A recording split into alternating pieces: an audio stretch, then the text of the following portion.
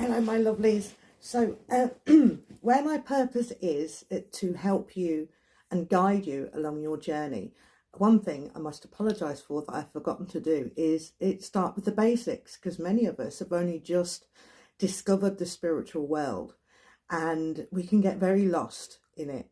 I know I have. When I first started, I wasn't sure what I was doing. You know, I had lacked courage, confidence, and I maybe jumped in a bit too quickly.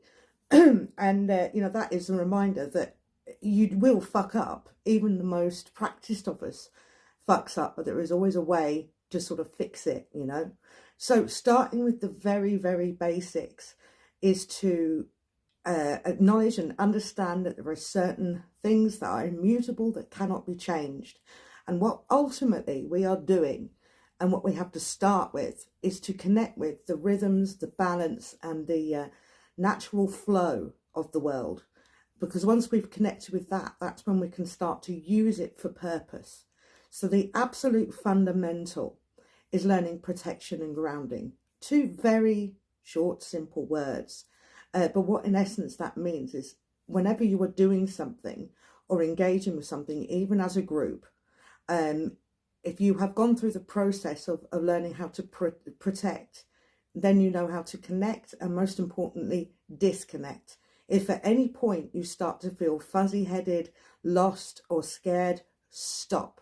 Stop what you are doing and go through this process. And first of all is to understand that you control your energy. You control everything.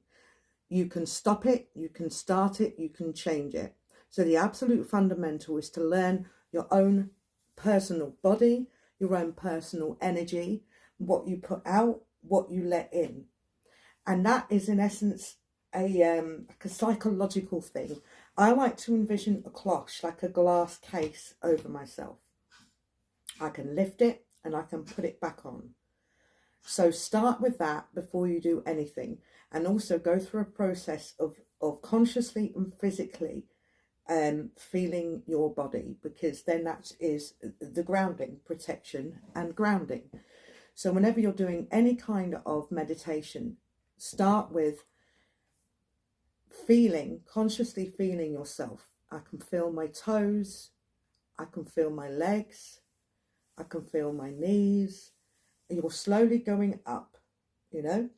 So when you are starting to feel disconnected without and out of control of that, go through that process again, head to toe.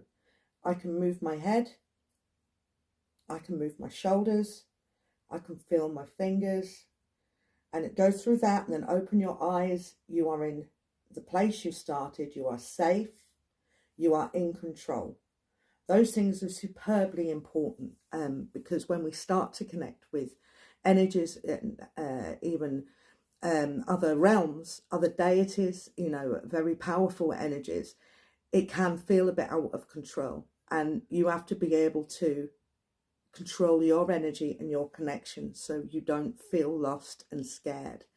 Okay, so that's the grounding, sort of going from toes to head. And also when you're doing the meditation, you consciously relax that. So I feel my toes are relaxed, and so on and so forth. I will get on to do a guided meditation with you, don't worry. And, you know, to go then the reverse, to disconnect, is to go from head to toe.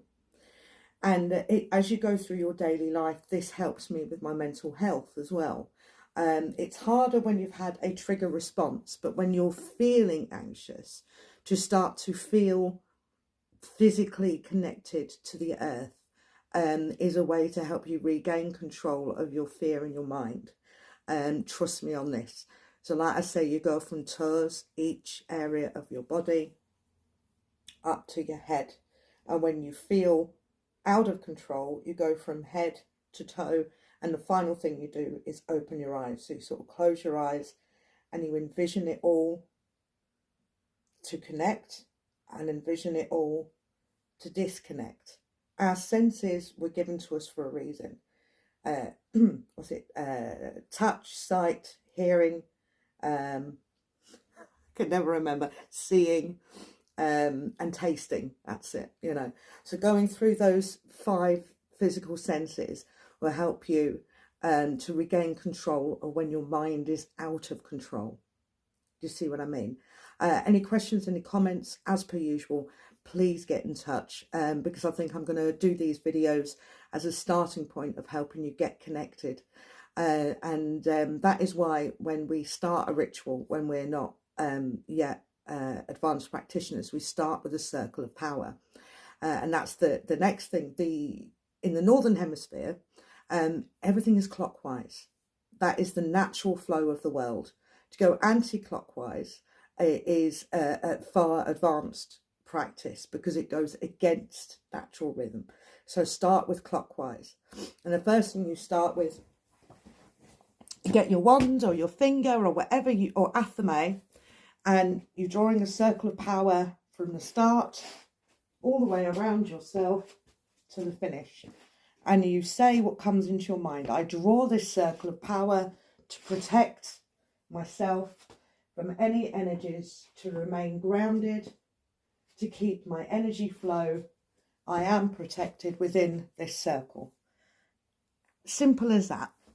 Now, I just mentioned something there that you may not know. Athame is essentially a blunt knife, most commonly with a white handle, but any sort of knife that you quite like the look of.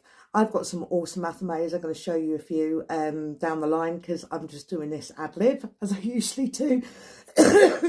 I've got an iron one, which is very powerful, and a great selenite athame as well. And then, you know, I do have a little bit of an obsession with blades, so I've got many, many different types of knives. Anywho, so you don't need those tools. You absolutely do not need them. They are just an addition, a sort of psychological enhancement to whatever you do. All you need is you, okay? So please, before you get started on anything, you know, practice this grounding and protection technique.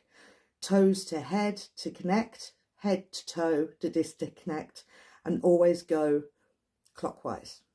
Okay, so I hope that helps. I'll speak to you soon, lovies.